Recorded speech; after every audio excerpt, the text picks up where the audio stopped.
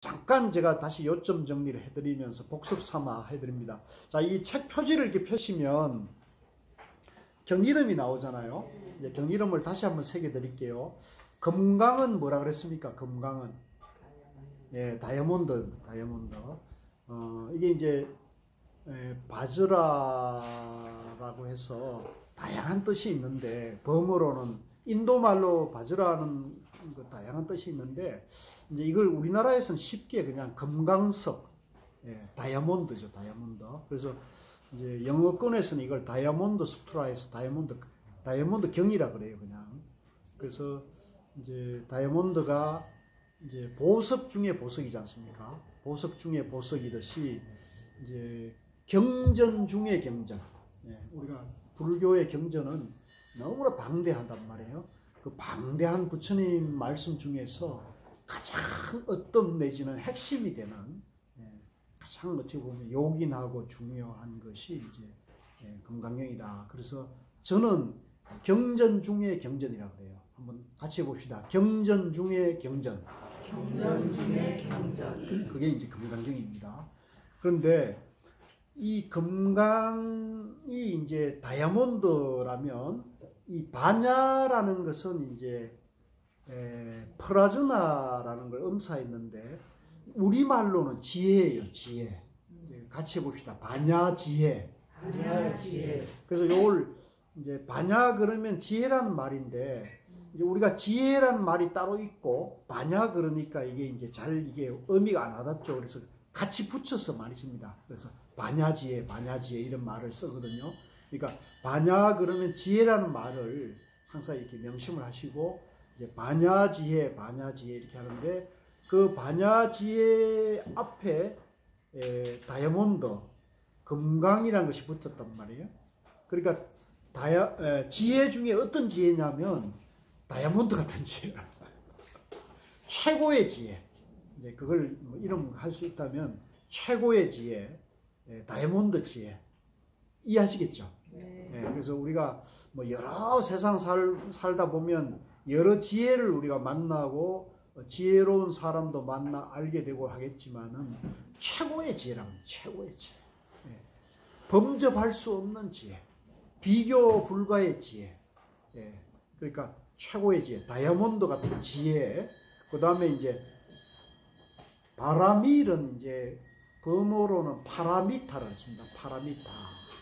그래서 바라밀, 파라미타는 이제 이 언덕에 이제 생사윤회의 이 인간 세계에, 또는 지옥 같은, 또 아수라와 같은, 금수와 같은 이 세계에서 극락의 세계, 깨달음의 세계, 부처님 세계, 저 언덕으로 넘어간다는 얘기입니다. 그래서 이것을 이제 이 언덕에서 저 언덕을 걷는다, 또는 이제 깨친다, 깨닫는다 이런 뜻입니다. 그래서 깨달음으로 간다 이런 뜻입니다. 그래서 깨달음의 길 이렇게 표현할 수도 있고요. 그 밑에 이제 마지막으로 경이라고 그랬잖아요. 경은 이제 범어로 인도말로는 수트라라고 하는데, 이제 우리가 이 수타라란 말을 이제 음사를 그대로 해서 수다라라고 그래요. 수다라. 그래서 우리가 해인사에 가면 팔만대장경 판전이 있죠. 팔만대장경 이제 경각이 있는데, 거기 가면 입구에 뭐라고 붙여놨냐면 수다라라고 이렇게 편액이 걸려 있습니다. 한자로 수다라라고 편액이 걸려 있는데, 그것은 이제 경이 이제 모셔져 있다 이런 뜻입니다. 그래서 이 금강 반야 바라밀 경 하면은 이제 다이아몬드 같은 지혜로 깨달음의 길로 가는, 깨달음의 길이라는 얘기입니다. 깨달음의 길. 의미가 와닿습니까? 네. 요걸 잘 이제 경을 볼 때마다 우리는 그냥 이게 한자로 되어 있으니까 금강경, 금강반야 바라밀 경 이러니까 한자로 해서 이게 우리가 사실 잘 우리 마음속에 잘 안 와닿아요. 이게 이제 한문이라는, 이제 옛날에 우리가 한글이 창제되기 이전에는 이 한문이 사실은 중국 말인데, 중국 글자인데, 이제 우리가 그걸 받아들여 가지고 우리 글처럼 이렇게 써왔던 시대가 있었어요. 근데 이제 세종대왕이 이렇게 해서는 이제 우리 말이 우리 글로 표현되지 못하는 한계가 있으니까요.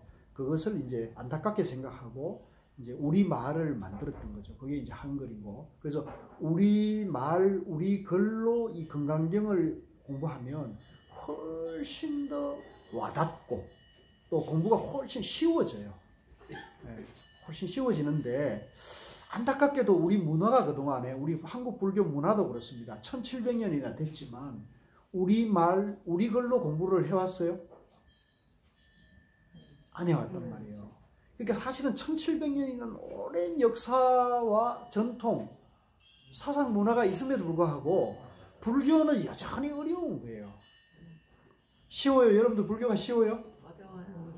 제가 만나본 분들 중에 불교 쉽다는 분은 아직 한 분도 못 만나봤어요. 그런데 저는 조금